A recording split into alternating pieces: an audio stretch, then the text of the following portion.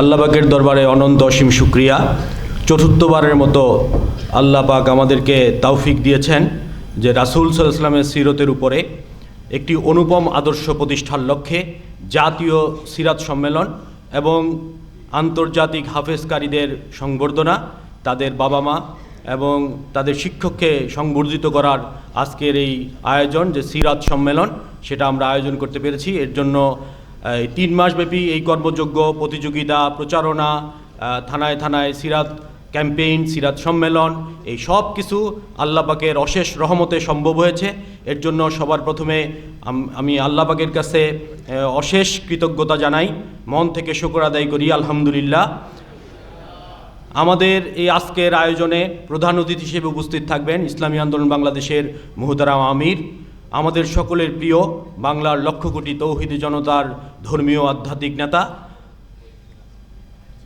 হজরত মাওলানা মুফতি সৈয়দ মোহাম্মদ রেজাউল করিম পীর সাহেব হুজুর চরমনাই। আমি কৃতজ্ঞতা জানাই হুজুরকে আমাদের আজকের এই আয়োজনে প্রধান অতিথি হিসেবে উপস্থিত থেকে এই পুরস্কার বিতরণ এবং এই সংবর্ধনা প্রদানে সম্মত হওয়ার জন্য। আমি কৃতজ্ঞতা জানাই যারা আমাদের এই আয়োজনে আলোচক হিসেবে উপস্থিত থাকার জন্য সদয় সম্মতি জ্ঞাপন করেছেন।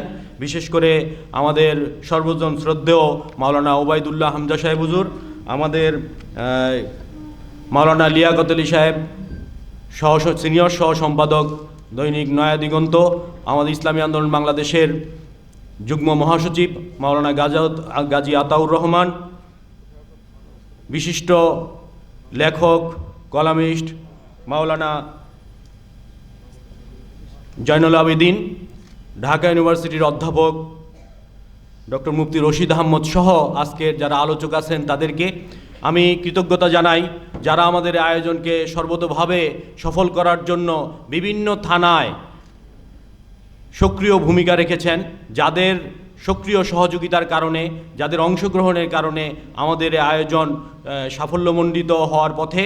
আমি সেই থানা দায়িত্বশীল বর্গকে আমার মনের অন্তঃস্থল থেকে কৃতজ্ঞতা জানাই। তাদের এই ত্যাগ কোরবানি আল্লাহ পাক কবুল করুক, এই প্রত্যাশা আমি করি।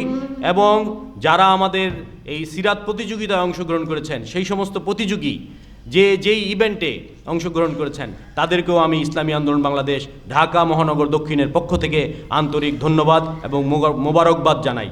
প্রিয় ভাইয়েরা আমার, আমরা সকলেই জানি রাসূল সাল্লাল্লাহু আলাইহি ওয়াসাল্লামের জীবন আদর্শ পৃথিবীর শ্রেষ্ঠ জীবন আদর্শ।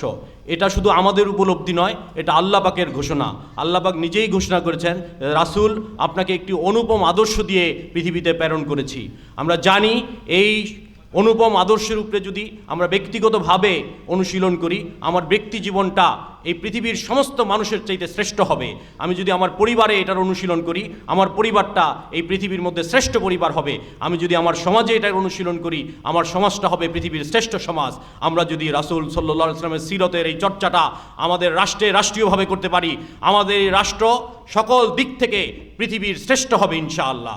তাই আমরা ইসলামী আন্দোলন বাংলাদেশ এটা উপলব্ধি করে আমাদের নিজেদের জীবনে, আমাদের পরিবারে, আমাদের সমাজে এবং আমাদের রাষ্ট্রে এই সিরাতের চর্চাটা যেন একটা আন্দোলনের রূপ পায়, আমরা সকলে মিলে যেন এই চর্চাটাকে সর্বতোভাবে করতে পারি।